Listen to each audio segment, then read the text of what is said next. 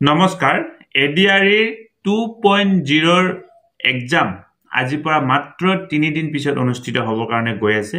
ইতিমধ্যে আমি আমাৰ আগৰ ভিডিঅ'ত আপোনালোকক জনাইছো যে কি আপোনালোকে কি কৰিব কি নকৰিব। যদি এই ভিডিঅ'টো চোৱা নাই অনুগ্ৰহ কৰি এই ভিডিঅ'টো চাব, বহুতে জৰুৰী। এক্সাম হলত যোৱাৰ আগত এই ভিডিঅ'টো আপুনি চোৱাটো অত্যন্ত জৰুৰী।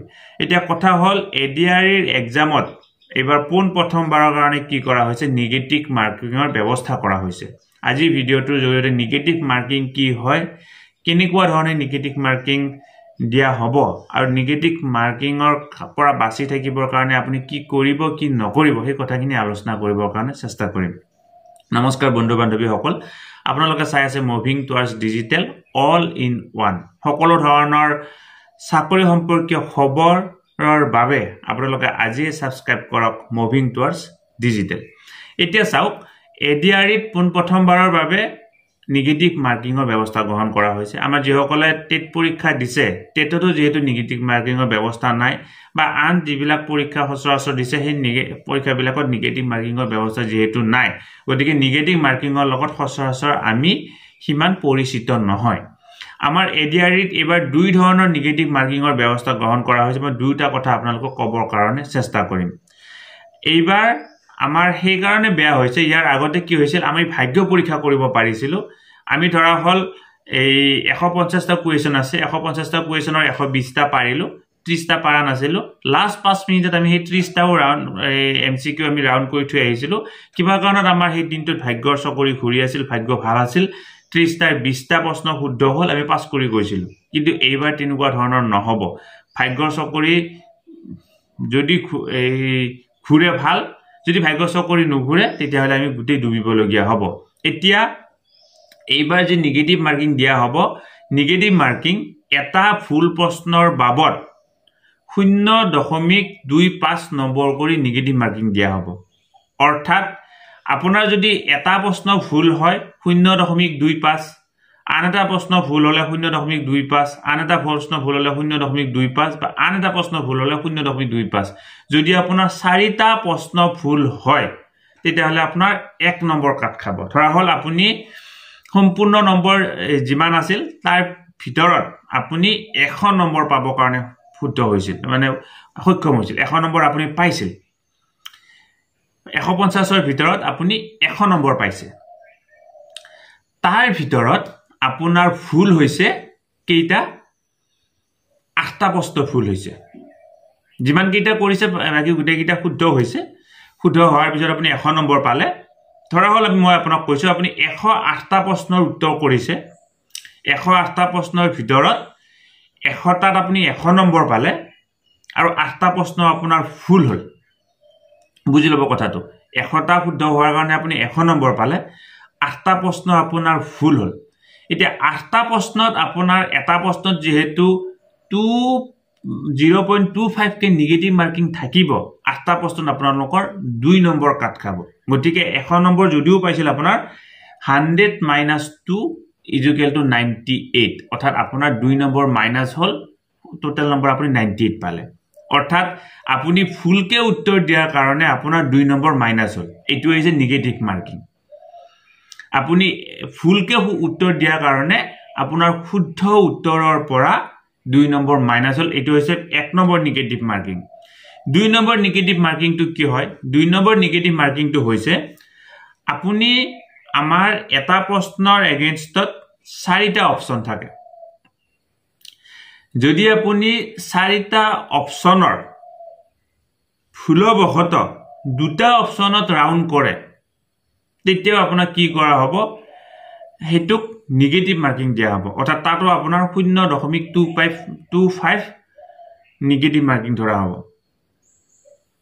এতিয়া চাওক, আপুনি ভুলবশতঃ এটা প্ৰশ্নৰ উত্তৰ জানিছিল, দিলে, আকৌ কিবা কাৰণত ভুলবশতঃ তাতো পিছত ভুলবশতঃ আকৌ এবাৰ ৰাউণ্ড কৰি দিলে, কিন্তু আপোনাৰ চকুত দৃষ্টিগোচৰ নহ'ল যে কি এটা প্ৰশ্নত এটা উত্তৰত যি 4টা অপশ্যন থাকে, 4টা অপশ্যন আপুনি 2টা ঘৰত ৰাউণ্ড কৰি দিলে।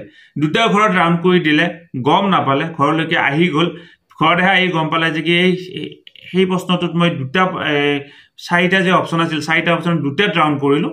2টাত ৰাউণ্ড কৰিলে মানে টোটেল নম্বৰৰ পৰা আপোনাৰ 0.25 মাৰ্কস মাইনাস হয় গতিকে অতি সাবধান যাতে এটা প্ৰশ্নৰ এগেইনষ্টত যে 4টা অপচন থাকিব সেই 4টা অপচনত আপুনি দুটাত যাতে আপুনি কি নকৰে ৰাউন্ড নকৰে এটাতে ৰাউন্ড কৰিব পাৰিব এডমিটত এই কথাটো সম্পূৰ্ণকৈ লিখা আছে গতিকে দুই ধৰণৰ নেগেটিভ মাৰ্কিং হ'ব এটা হৈছে ৰং এনসাৰৰ বাবে আপোনাৰ নেগেটিভ মাৰ্কিং এটা হৈছে দুটা প্ৰশ্নত যদি আপুনি সাৰ্কুল কৰে সৰি এই দুটা 4টা অপচনত যদি দুটা অপচনত সাৰ্কুল কৰে তেতিয়া হলো আপোনাৰ নেগেটিভ মাৰ্কিং গতিকে বন্ধু বান্ধৱী অকল ভিডিওটো জৰিয়তে এই কথাখিনি কলো আপোনালোকে নেগেটিভ মাৰ্কিংৰ কথাখিনি নিশ্চয় বুজি পালে গতিকে এক্সাম দিব যেতিয়া যাব जितु शुद्ध बुली 100% जाने हेतु प्रश्नरहे उत्तर करिब जितु नाजाने भाग्य परीक्षा करी उत्तर नकरिब कारण भाग्य परीक्षा करी उत्तर करिले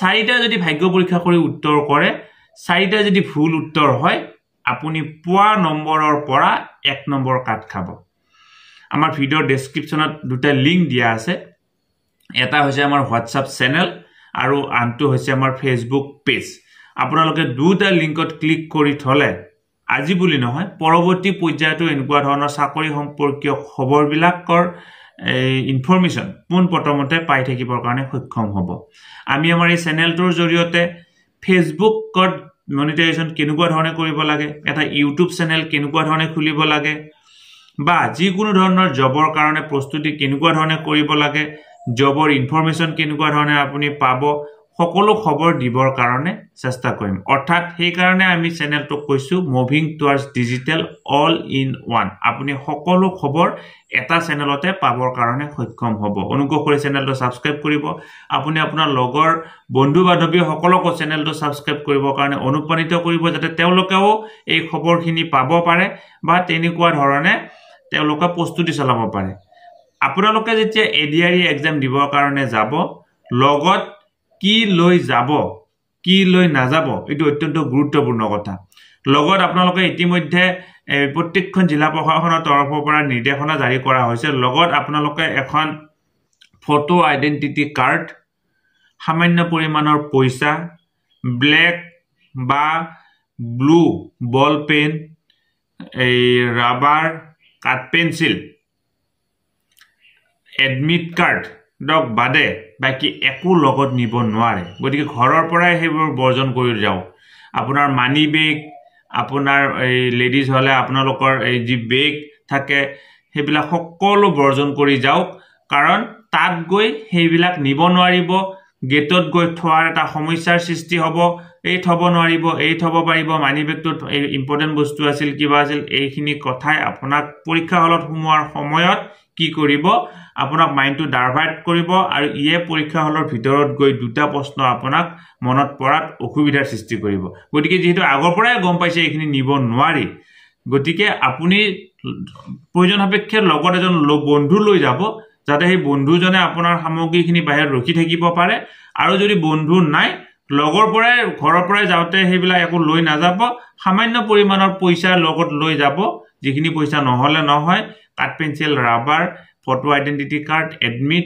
কোনো ধৰণৰ গাইডবুক তাতে গৈ পঢ়িম এবাৰ পৰীক্ষা হলত চাম তেনেকুৱা ধৰণৰ কথা নকৰিব হেবুল একো নিবই নিদিয়ে কাৰণ 100 মিটাৰ দূৰত্বলৈকে গাৰ্জেনকে সোমাব নিদিয়ে তেনেকুৱা ধৰণৰ এছওপি ইতিমধ্যে অসম চৰকাৰৰ তৰফৰ পৰা উলিয়াই দিয়া হৈছে গতিকে আপোনালোকক শুভেচ্ছা থাকিল আপোনালোকে ভালদৰে পৰীক্ষাটো দিয়ক কাৰণ 12600 পোষ্টৰ বাবে এডভাৰটাইজমেন্ট প্ৰকাশ পাইছে আৰু 15 সেপ্টেম্বৰ তাৰিখে যি পৰীক্ষা হ'ব তাত প্ৰায় 11 লাখতকৈ অধিক পৰীক্ষাৰ্থীয়ে পৰীক্ষা দিবৰ কাৰণে গৈ আছে মুভিং টুৱাৰ্ডছ ডিজিটেল ইউটিউব চেনেলটোৰ জৰিয়তে আমি বিভিন্ন ধৰণৰ চাকৰিৰ খবৰ বিভিন্ন ধৰণৰ এডভাৰটাইজমেন্ট বিভিন্ন ধৰণৰ ইউটিউব ৰিলেটেড ভিডিও প্ৰস্তুত কৰিবৰ কাৰণে চেষ্টা কৰো আপোনালোকে যদি আজি প্ৰথমবাৰৰ কাৰণে এই ইউটিউব চেনেলটো চাইছে অনুগ্ৰহ কৰি চেনেলটো সাবস্ক্ৰাইব কৰিব আৰু ওচৰতে থকা বেল আইকনটো প্ৰেছ কৰি অল নটিফিকেশন কৰি থৈ দিব